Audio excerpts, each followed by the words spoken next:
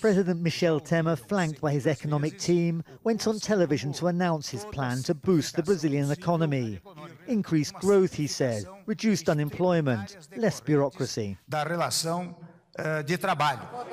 the past 2 years, there's been nothing but bad news. Inflation over 10%, 1.5 million jobs lost last year, consumer spending and investment down, and the worst budget deficit ever.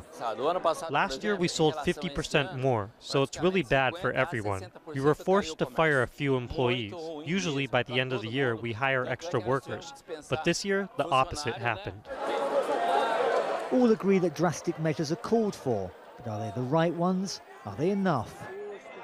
We need a plan to reduce taxation, to create new jobs. But let's see if it works. I don't think it's going to work. This government, I don't trust it. I don't believe them.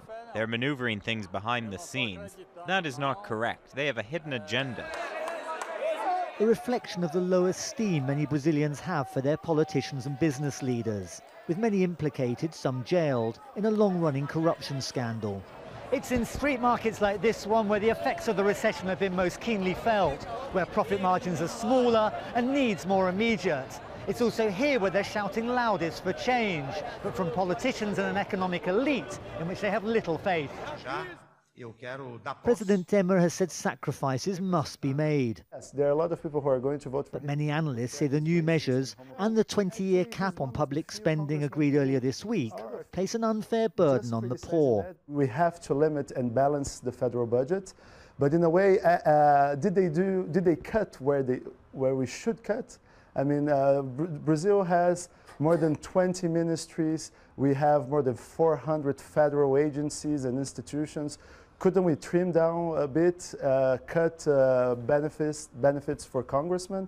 Do we have to limit the budget that could limit our education budget or healthcare budget? Just a few years ago, Brazil's economy was booming.